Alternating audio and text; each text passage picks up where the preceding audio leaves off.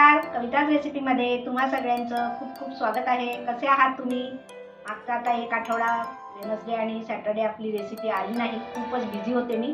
तर तुम्ही सगळ्यांनी वाट बघितली असेल, पण आज आता एक छानपैकी मस्त मॉर्निंग ब्रेकफास्टची रेसिपी घेऊन आली आहे तुमच्यासाठी. इन्स्टंट व्हेजिटेबल आप्पे ओट्सचे आहेत. ते कसे बनवायचे पटकन बघूया. आता आपल्याला इन्स्टंट ओट्स व्हेजिटेबल आप्पे जे करायचे आहेत त्याच्यासाठी इथे मी साधे ओट्स घेतलेले आहेत. 1 कप आहे हे आणि 2 टेबलस्पून बारीक रवा आहे. तुमच्याकडे जर बारीक रवा अवेलेबल नसेल तर जाड रवा असेल आपला सुजी रवा उपम्याचा, तर तो तुम्ही मिक्सरला करून घ्या.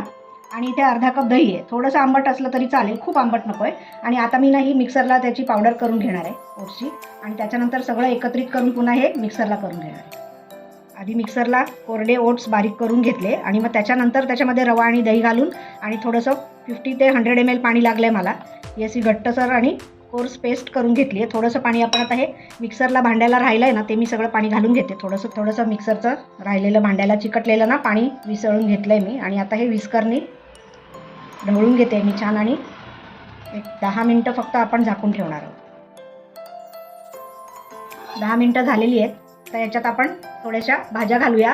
तुमच्या आवडीच्या भाज्या आणि घरात ज्या अवेलेबल असतील त्या घाला. इथे एक छोटं गाजर होतं, ते किसून घेतलं आहे मी, ते घालायचं आहे. भरपूर भाज्या घालायच्या, आपले मिक्स व्हेजिटेबल आप्पे आहेत ना म्हणून. आणि ही मिरची आहे, स्लिट करून बारीक चिरून घेतलेली आहे. तुम्ही स्किप पण करू शकता, त्याच्याऐवजी red chilli flakes, mix herbs वगैरे घातले तरी चालेल. लहान मक्याचे दाणे आहेत इथे 1 टेबलस्पून घेतलेत. आणि मटार आहे, कोथिंबीर आहे. इथे थोडीशी काळी मिरी पूड घालते मी, छान लागते चवीला. जिरं पूड आहे, चवीपुरतं मीठ आहे. आणि आता सगळ्या छान मिक्स करून घेऊया आपण भाज्या. हे बघा, छान मिक्स करून घेतलं आहे मी. थोडं किंचित पाणी घालते. इडलीच्या बॅटरपेक्षा थोडंसंच पातळ करायचं आहे, खूप पातळ करू नका, कारण कांदा वगैरे आहे ना भाज्या घातल्यानंतर थोडंसं बॅटर पातळ होतं. आता मी आप्याचा तवा ना तिथे तापवत ठेवलेला आहे. आपण नेक्स्ट प्रोसेसकडे वळूया. अर्धा टीस्पून इनो घालायचं आहे आणि ॲक्टिवेट व्हायला थोडंसं पाणी आणि ढवळून घ्यायचं आहे. हे बघा, इथे आप्याचा तवा आहे, बिडाचा आहे माझा. तुमच्याकडे नॉनस्टिक असेल तरी तो चालेल, लोखंडाचा पण चालतो. सगळं ब्रशनी तेल लावून घेते मी.